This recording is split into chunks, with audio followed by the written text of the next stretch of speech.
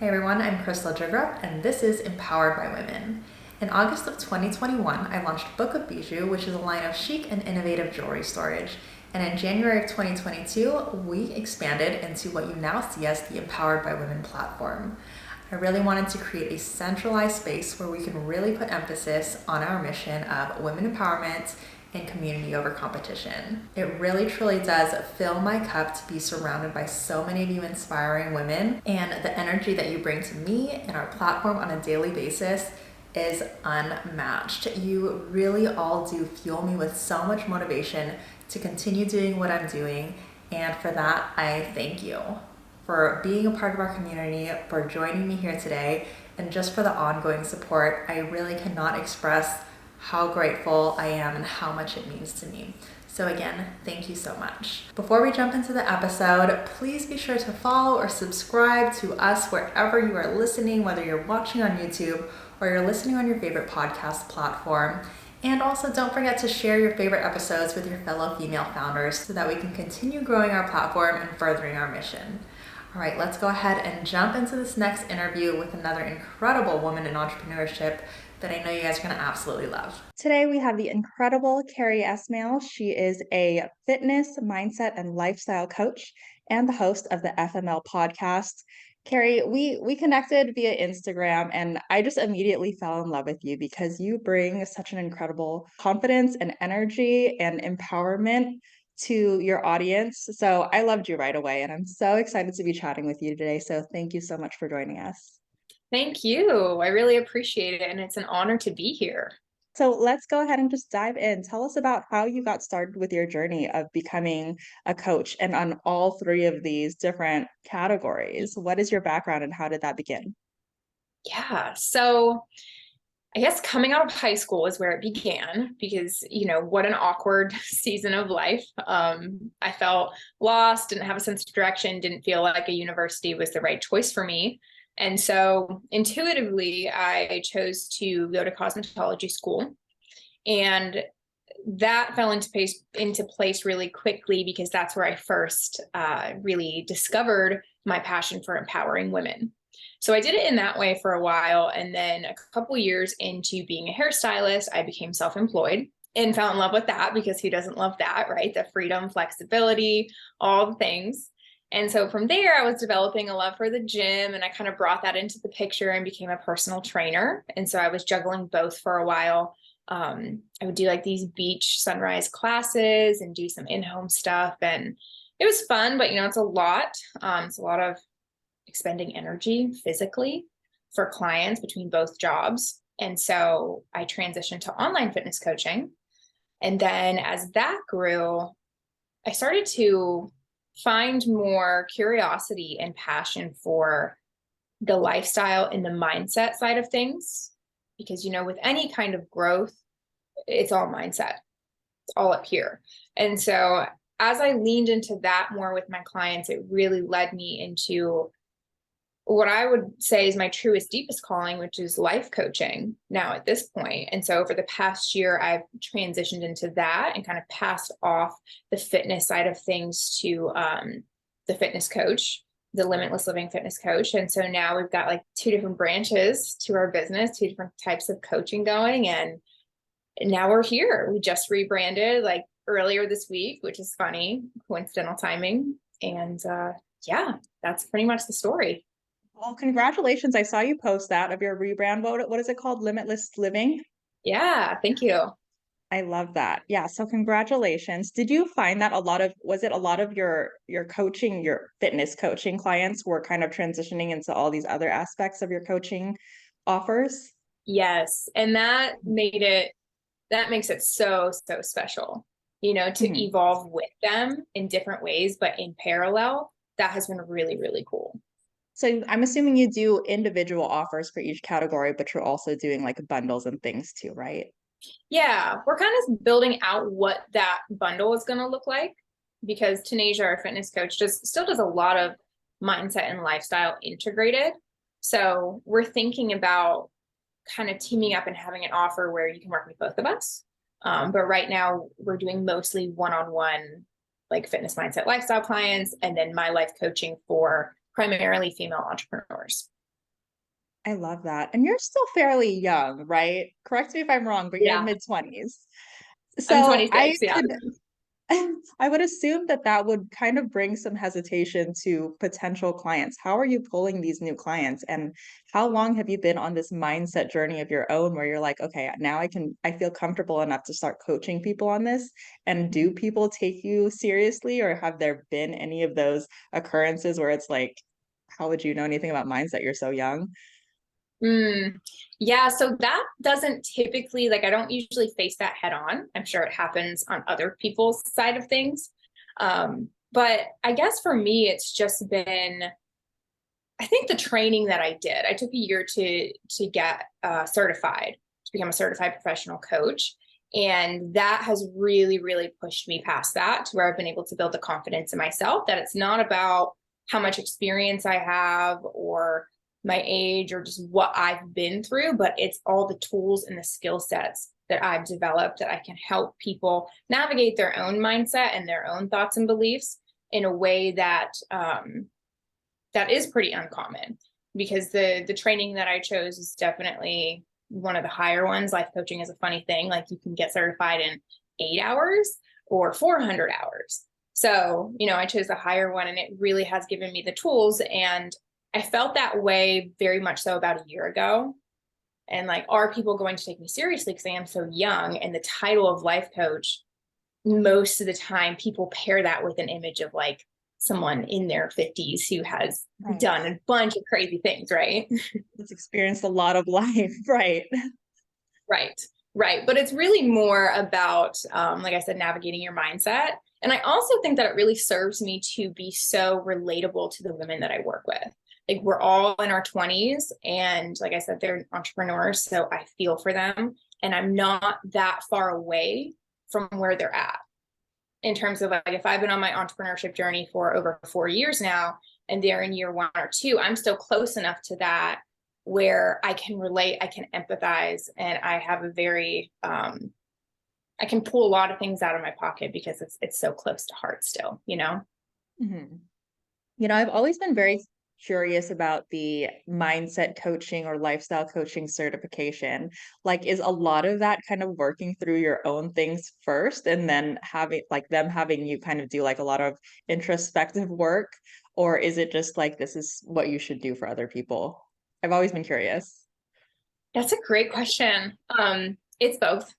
It's both. It's almost like they're teaching you, they give you like, what I like to say is they just give you like a whole garage worth of tools, when really, like, you only need a tool belt for each person, but you have so many different things you can tap into. And you spend so much time trying them out and challenging yourself. And as you do that, you try them out on someone else, and then they do it to you. So you're working through all of your own shit along the way. And so when we'd have like these 3-day trainings where they're 10-hour days, and we're just doing that like all day. And afterwards, it takes at least multiple days for me to just like process what came up for me, let alone like what I'm going to use for my clients, because it's deep stuff. We go like straight to the core. And so, to long-winded answer to your question, both. Yeah, understandable. So tell us about like, what are the biggest mind blocks? I know this is something that you talk about often on your Instagram. But what are some of the biggest mind blocks that you see within your clients? And this can be for any of the three categories that you offer services in. Mm, I would say for everybody, fear of failure, for sure. Um, I guess also for everybody, fear of judgment, which leads to isolation and loneliness, which is a really dangerous place to be, especially if you're on the entrepreneurship path. And then third one would be more so in my realm of working with the entrepreneurs. Scarcity mindset around finances is big, and that's a really heavy one, because it's still a taboo topic to really get into mainstream in an efficient way. So it just takes a lot of deep work. But I would say those are the most common ones. Yeah, fear of failure and fear of judgment and rejection, definitely something that is just a recurring trends for people that I talk with. So what are the steps that you kind of give to your clients in order to try to work through that? Because that is, it's like something that you've kind of grown up with, right? Something that you've been taught to feel, and something that you've been kind of like hardwired to. That's how you go through life. So how do you get them to kind of unlearn that mentality? Yeah, it is quite a process, a lot of unlearning and relearning. And so I say that there's 4 stages to transformation, and it takes quite a bit of time really to move through all 4. But the first one is digging up your old beliefs, your thoughts, where they come from, where they first started, how they're impacting you, and making a conscious shift. So rewriting the thoughts and beliefs. Okay, instead of thinking this, instead of being on autopilot to this, I want to think this now. I want to believe in this new thing. So that's stage 1. And then the second part is to integrate it into your lifestyle, which means consciously choosing your thoughts and creating new habits and new choices in your daily life. And then stage 3 is to act and accept. So as doors open, as opportunities come your way, this is actually where people usually get really tripped up, because you think that once you start making the small changes day to day, it's just going to happen. But what we do is self-sabotage when the opportunity comes. Or sometimes when the fruit of what we've been working on comes, we kind of reject it. We really do that self-sabotage thing, and that is something to be very keenly aware of. So that's stage 3. And then stage 4 is to expand. And I don't know if you've heard this quote, but new level, new devil, very real thing. It's like as soon as you feel like you've conquered this thing, and you're like, oh my gosh, I've overcome this and I've created a new reality for myself, there's still room to grow and expand. And it's like, okay, what's the next challenge? And do I want to kind of like rinse and repeat this process with something else? Am I satisfied? Like, what does the continuation of expansion look like? So that's kind of the process that I take my clients through on a very like intimate, personal way for fear of failure, and then also for most other mindset blocks that we run into. I like the point that you brought up of how we put in all this work, and then we do start seeing the fruits of our labor, and then that is what gives us even more hesitation. And then it's this is something that was said in one of my past interviews, but it's like that last 10% is the hardest to overcome, because that's when it's getting real. And then that's when you're questioning, like, do you really want it? Can you really do it? And it turns into from fear of failure to fear of success. Like, can I handle this? Can I handle the success? Am I capable of actually taking on all this responsibility, or having all of this spotlight on me, or whatever the case may be? How long are you typically working with your clients through these processes? I love how you said fear of failure becomes fear of success. That is so accurate. That is so good. To answer your question, anywhere from 6 months to multiple years. It really just depends on what their goal is. I think a lot of times they really hit their milestones and things start to change. And then I say this because a lot of my, like we talked about, a lot of my fitness clients have evolved with me. So they've been on this journey for a while, and we've been doing mindset work. And you kind of hit a point where you realize that you really are limitless. Like, you can keep going, you can keep transcending in all parts of life. And once that aha moment clicks, people are pretty invested in the process because they see what they're capable of. So who knows? I don't know how long my longest client will end up being. I love that they're continuing on this journey with you, and that's kind of like you're all going together. I love that so much. While you were talking, it kind of made me think about how some people view the highest self versus the future self. When I think about it, I am the type that likes to think of my future self, because just like you said, you can continue to grow, and your life is going to keep changing. Your goals are going to keep changing. Your interests are going to keep changing. So whatever your highest self might be in this moment, that might be completely different 3 months from now, 3 weeks from now, 3 years from now. So it's always about, for me at least, your future self. Like, what do I want to be in the future?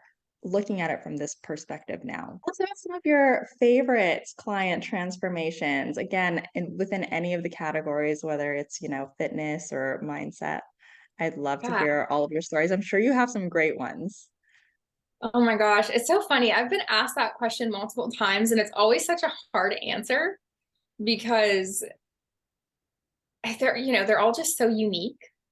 And I would say probably just the ones that hit every different area of their life. Like I've had multiple girls really just soar in their health and fitness and their career and their income and their relationships, friendships, romantic relationships, in their life. Like they've moved to new places that they've always wanted to move to. When that happens, when it's like a full circle transformation, there's just no way around it. That's the coolest thing ever, to see people like let their power ripple into everything that they do. That must be such an incredible thing to witness. And it's almost Mhm. like, do you ever get to the point where you're like, you don't even need me anymore? Like, just go live your life. Sometimes some of my clients are so self-aware and woke at this point, and I'm like, can you coach me? Like, Right. can we trade roles here? Yeah. But I know firsthand, with me being coached, that it is, again, you can just keep going up. You just keep going up. I feel like I can just feel the energy of just envisioning that scenario and being able to witness that. So that's incredible. I want to go back to the scarcity mindset. Obviously, most of our audience are women entrepreneurs. So talk to us about the scarcity mindset. What is that? And what are the typical like habits of someone that is in a scarcity mindset? Yeah, scarcity mindset is, it's not always just living in the mindset of I can't afford that, or there's not that much money to be made for me. It appears in how you handle your finances as well. And really, not even just finances. If you're making decisions based out of fear or just any kind of lack mindset where I need this or I'm not going to be okay, that's really what a lack or scarcity mindset comes down to. And it's most commonly talked about around money, because we do need money to survive. So it's like getting out of that mindset and into trusting and believing that there's already money floating around with your name on it, and it's meant for you and it's coming for you, and there's a never ending flow of it. It's such a challenging shift because nobody has ever taught us that. And no one really, at least if you went to, the school that most kids in the US went to, no one really teaches you how to handle your finances wisely and responsibly either, or invest. There's so much. And myself going straight to cosmetology school out of high school, I didn't learn anything about finances and what to do and how to handle that. And so it's extremely overwhelming to feel so in the dark. And so that's like an added layer onto this lack mindset. And it's just, then there's the added layer of people not talking about it openly, and there still being some sense of shame around the topic. And that's just the perfect storm for someone to stay stuck in their mindset and to not grow their income, or maybe they're growing their income, but they don't know how to handle it. And it's tricky stuff. So honestly, I don't even remember what the original question was. Like I got lost in that answer. No, I love everything that you're saying. The original question was like, what are some of the habits of someone that is stuck in that scarcity mindset? But everything you're saying, I completely understand and see. And people don't like talking about money. It's almost like a taboo subject. Like that's something that you should just keep to yourself, deal with on your own. Like we don't talk about finances. So what was your journey like? Like you've said yourself that you haven't learned it in your school or in your training. So what was your journey like to get to that point where you do feel comfortable talking about finances and you do feel comfortable like knowing your numbers and being able to share it? Yeah. Honestly, it's taken me a long time.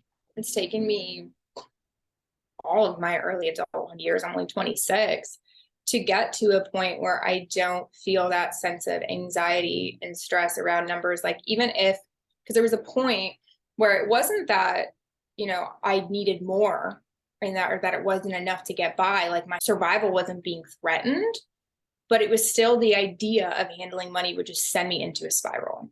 And like that happened after I thought that I had worked through all of my stuff, and then arriving to that point where I still couldn't look at a spreadsheet and keep my head on straight or just be level-headed at all. It would send me into a full-on just emotional spiral.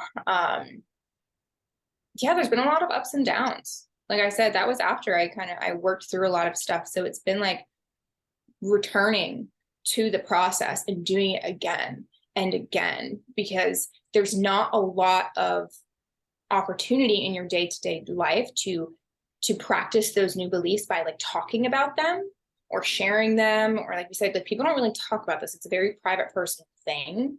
And so you really have to take the reins and stay very, very consistent in your practices, in your mindsets that are going to set you up for success. Because I would say the whole money mindset thing takes a lot longer than most other mindsets. Yeah, 100%. I would agree. I'm still working on it myself too. And like you said, it's a practice. It's something that you kind of have to keep going back to. And that goes with everything, just mindset, physical, right? You can't just work out for a year and be like, okay, check that off the list. I'm fit. Yeah. And then expect to be fit for the rest of your life. For our entrepreneurs, I think it's especially hard, especially for our small business owners, because we're working with such a limited budget already. So what are some steps they can take to like feel comfortable in like investing in certain things? I know a lot of times, especially with coaching can be quite pricey. And oftentimes business owners are saying that they can't afford it. But then in the long run, if they do invest in a good one, at least a good coach, that could bring the revenue back tenfold.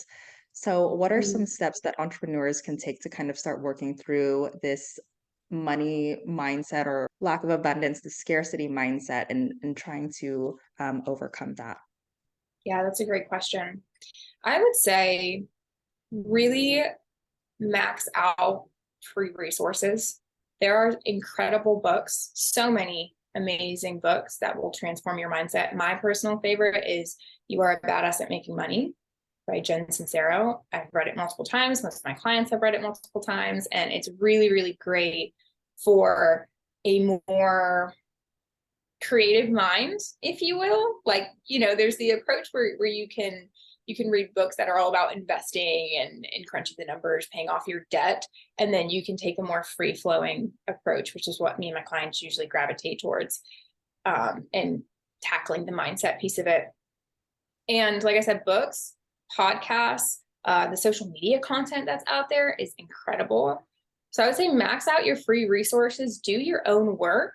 I'm a huge advocate for journaling. Journaling is literally just putting your thoughts on paper and being able to read them like you would any other book. So it hits so different to process through things that way. So use those resources. And then when it comes time for you to take the next step and get to the next level, do your research on what you really need, what you really want in a coach, and make sure whatever you're investing in, whether it's a course or a one-on-one coach, feels aligned in every part of your body. Like how they say it needs to be a full body yes, make sure it's that, because there are so many people out there who all have great intentions for the most part and who can help, but it needs to be very, very aligned with you and who you are and what you're looking for. So don't rush that.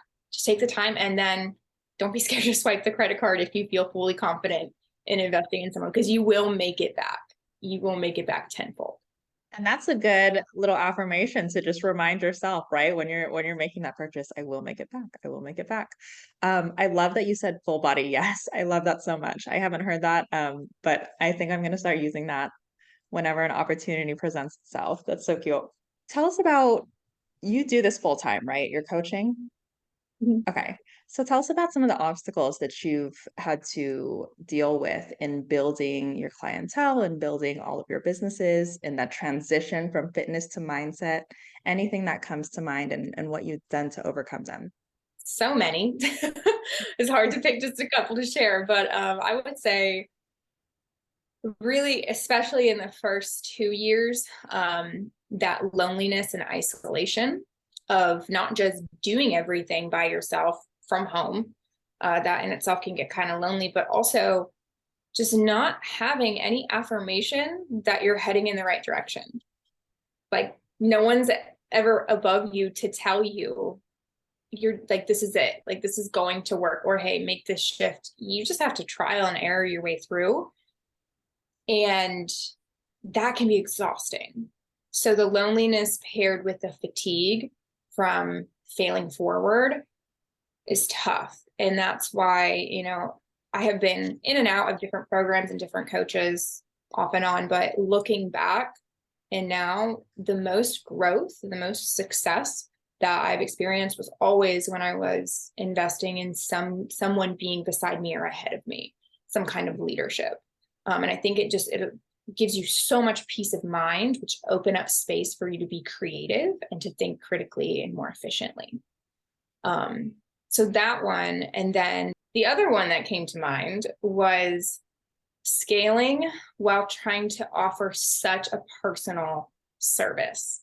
So everyone's telling you, make a group offer and launch it and scale it and build yourself out of the business. And everyone is always trying to tell you to build yourself out of the business. And that never resonated with me because I'm so young. I'm not trying to retire. I love what I do. I love the connection with all of our clients. And the way we do things is just so one-on-one, so personal, so unique to every person that also got in the way of that. So trying to scale has been tough. No one's ever had the answers, but in that way, it ties into everything that I do, because it brought me to life coaching, which is where it's all about the answers that you have within you. It's not about what anyone else can ever tell you to do. It's you are the one with the power, the answers, the solutions. It's just a matter of uncovering them. And so once that really clicked into place, and that's the type of coaching and mentorship that I started investing in, it's become a lot easier because I'm able to listen to my own voice and do what's right for me. And so now we're finding our own ways to scale. Yeah, there definitely is such thing as growing too fast or scaling too fast. So when that opportunity presents itself, it definitely can be very overwhelming, and you really do have to be very grounded in what feels aligned to you.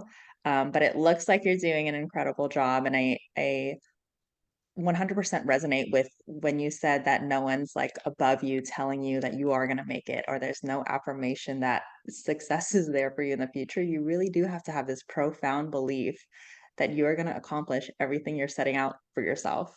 And that's something that I've really worked on heavily too when I launched my business, just that profound belief, believing in myself so heavily that no matter what anyone else says, it doesn't matter.